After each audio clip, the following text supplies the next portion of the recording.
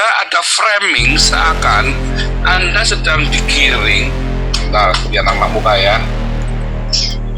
Jadi tuh, nanti yang alap-alap YouTube ngeditnya bagus ya. Di negara Pancasila ini ya, di negara Pancasial ini ya, Pancasial titit ini ya, Anda sedang di framing seolah-olah namanya kawin kontrak, kawin muta itu adalah normal ya. Anda tahu di mana kejadiannya kawin sama anak kecil itu dianggap normal? Di negara yang suka perang, saudara. Negara yang tidak suka perang seperti Eropa, Anda bisa dipenjara. Ya. Anda pikir di Eropa ini orang kumpul kebo terus nggak ada ikatan? Enggak, saudara. Cuman orang sini nggak rese. Anda kalau misalnya laki-laki perempuan mau hubungan seks, ya nggak apa-apa, nggak ada yang rese, nggak ada yang dirugikan toh. Tetapi kalau Anda bilang hidup bersama satu rumah, Anda harus punya perjanjian nikah, perjanjian hidup bersama. Itu hampir itu sama dengan pernikahan, ya. Perjanjian. Anda mau apa? Siapa yang tanggung jawab? Kalau sampai punya anak, anaknya bagaimana? Itu detail, saudara, ditulis di notaris. Mengapa harus ada perjanjian hidup bersama? Karena setiap orang di Eropa ini punya tunjangan tuslah namanya. Kalau di Belanda tuslah, saya lupa di Jerman dulu namanya, saya lupa ya. Sebentar, dulu saya di Jerman pernah dapat juga ya. Tapi di Belanda ini karena saya sudah warga negara, saya dapat dari belasting tuslah buat anak, tuslah buat tunjangan rumah, tuslah buat asuransi kesehatan, tuslah buat macam-macam itu tuslah itu. Nah, kalau saya dengan istri saya ini tidak menikah, ya, tapi kami satu rumah, walaupun definisi nggak menikah ini di sini sudah kabur, saudara. Karena hukumnya, kalaupun kami dikatakan kami nggak menikah, tapi kami tinggal satu rumah, maka tuslahnya itu jadi satu, nggak mungkin dibagi dua, ya. Pemerintah nggak mau satu rumah, ya tuslahnya satu jadi satu.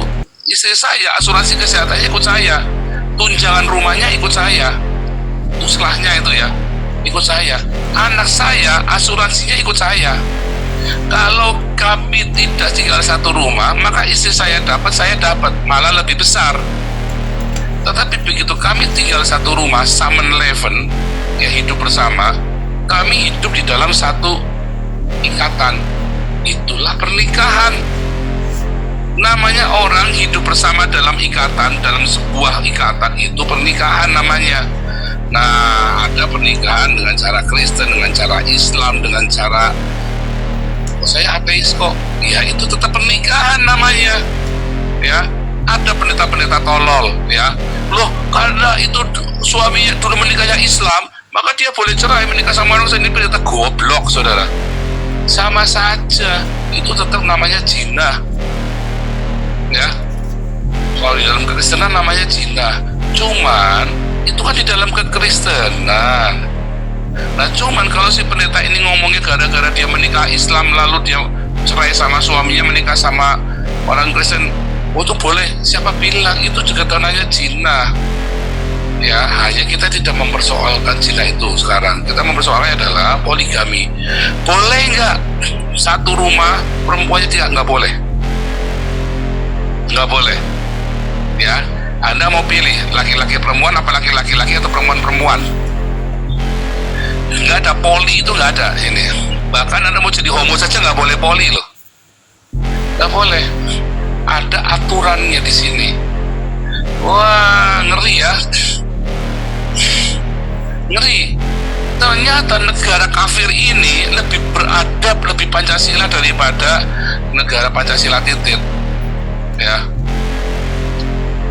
Di sini orang-orang beradab sekali, saudara. Sangat Pancasila sekali. Nggak masalah Anda mayoritas, nggak masalah Anda minoritas. Suara Anda tetap didengar dan dihitung. Dan yang paling penting ya, saya tadi balik lagi poligami tadi. Ya, Summon Leven, oh itu kan nggak menikah. Mereka kan bilangnya nggak akan bilang my husband, ya, dia kan bilangnya bukan main frau atau main man, bilangnya main partner. Artinya kita tidak menikah, tapi maksudnya tidak menikah tidak pergi ke gereja. Ya, tidak menikah diberkati di gereja. Begitu di gereja ada kulturnya di sini, berarti dia main man, suamiku, main frau, istriku. Tetapi ya, kalau dia tidak menikah di gereja namanya main partner. Tapi kita tinggal serumah dan harus bikin kontrak dan pernyataan. Kedap pemerintah harus tahu saya kasih tunjangannya berapa. Dan kalau mereka sambil menghasilkan anak sepasang ini, anaknya berapa dihitung, yang disitu tanggung yang kalian berapa, maka dibayarnya berapa. Habis sekali ya. Jadi tetap otomatis terikat dengan namanya kontrak, dengan namanya suatu komitmen, ya. Dan itu diketahui oleh pemerintah. Jadi itulah sama saja dengan pernikahan. Saya baru ngerti itu bukan perzinahan. Ya, itu bukan perzinahan. Ya, orang menikah di gereja cerai juga. Orang ini sama level dengan perjanjian notaris bisa juga. Bedanya apa? Sama. Tetapi ketika mereka sama level, tidak boleh mereka berpasangan sama yang lainnya. Nggak boleh. Ya kalau mereka janjian sendiri bawa tangan apa ini ya boleh. Tapi kalau secara aturan nggak boleh. Terus mereka tinggal ya 3 orang tinggal bersama terus dengan satu tanggung dengan tuslah sendiri nggak bisa. Ya, ada kaitannya dengan tunjangan pemerintah. Jadi mereka mau nggak mau tetap harus hidupnya teratur, satu laki-laki satu perempuan, atau mau homo laki-laki, lesbi perempuan. Siapa? Misalnya mengadopsi anak, siapa yang menjadi tanggungannya? Tuslahnya punya siapa? Jelas sekali saudara. Beda sekali ya dengan negara Pancasila titit ya. Beda. Jual-jualkan punya istri 4 geng-geng, rame-rame kuprak. Wah, baru 5 menit sudah keluar. Lalu yang 3 bagaimana? Jangan khawatir, kita punya timun. Compong ini kan. Yang satu kasih terong, satunya kasih timun, satunya kasih apa? Kasih jari tengah. Ya rugi pak. Maunya pakai apa? Pakai botol, goblok. Perempuan goblok memang. Kalau jadi Islam jadi goblok memang. Ya. Jadi Islam jadi goblok memang. Jadi harusnya bagaimana? Ya, harusnya Indonesia negara Pancasilanya jangan Pancasila titit, Pancasila otak, Pancasila hati. Anda bayangin perempuan disakiti kayak gitu kan, compong kan. Perempuan ini goblok ya mau ya. Aku rela daripada aku memilih Ahok, lebih baik aku ditutup di Habib Rizik. Compong jadi pada lonte semua ya orang-orang Islam ini ya. Makanya di Islam perempuan sudah di dunia disiksa, Anda disakiti oleh laki-laki, di sorga Anda cuma dijadikan lonte doang, Allah jadi germonya. Iya kan? Itu kenyataan. Iya kan? Ini ada yang bilang, ini orang sombong nih, Oten menderita karena iri sama muslim. Ya, ini ya, Oten menderita iri sama muslim. Anda coba, ini ya namanya jojohan ini, orang Islam goblok ini, pengikut Muhammad.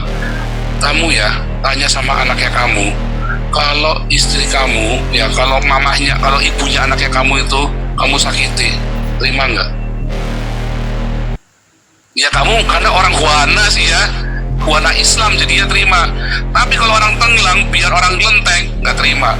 Saudara, saya punya sepupu ya, papahnya mau perempuan mau kawin lagi saudara. Anaknya ini kan tinggi besar, dibawain batu bata saudara, bapaknya dihajar kepalanya. Kamu berani khianati mama saya, mau cerai, mau kawin saya pisah. Jangan kamu selingkuhi. Kepala aja sama anaknya saudara. Itu anaknya bela ibunya, itu orang benar saudara. Wah, kalau mau cerai, tapi jangan kamu permainkan mamaku. Diketuk kepalanya sama ini bukan orang Kristen padahal ya. Tapi dia nggak mau, saya nggak mau mama saya dipermainkan. Anda sih orang Huana Islam sih ya. Ini mau ya, pribumi Islam. Kalau pribumi Kristen nggak ada yang mau ya gitu. Begitu jadi poligami dia akan ngomong saya tidak mau dipoligami.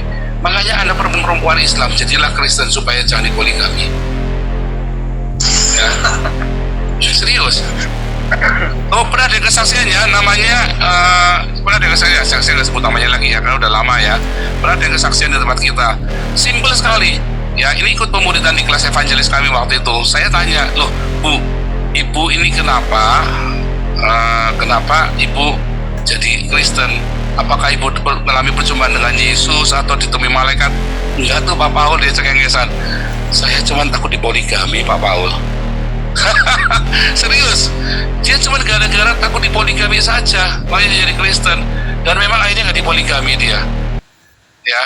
Dia menikah, terus istrinya meninggal, suami meninggal, terus lama dia menikah lagi sampai sekarang. Dan dia tidak dipoligami. Sementara keluarganya banyak yang dipoligami. Dan dia bilang, ya kamu sih. Dan sekarang dia sudah jadi ini ya, penginjil ya. Sudah jadi pendeta, ibu ini. Udah lahir baru. Tadinya cuma gara-gara takut dipoligami. Tapi akhirnya ikut kelas evangelis. Wah, dia berapi-api, dia terbakar. Kemudian dia masuk ke STT. Dan sekarang udah jadi pendeta dia. Saya senang sekali sama ibu ini ya. Polos sekali. Luku, enggak usah sok-sokan ketemu Tuhan Yesus lah. Anda jangan dipoligami ya. Anda jadi Kristen, nanti nggak akan dipoligami. Dan jangan kawin sama orang Islam, goblok. Anda udah jadi Kristen kalau sama orang Islam lagi. Jangan, karena di dalam kekristenan Anda begitu poligami, Anda akan dikucilkan. Serius, dikucilkan dari gereja Anda.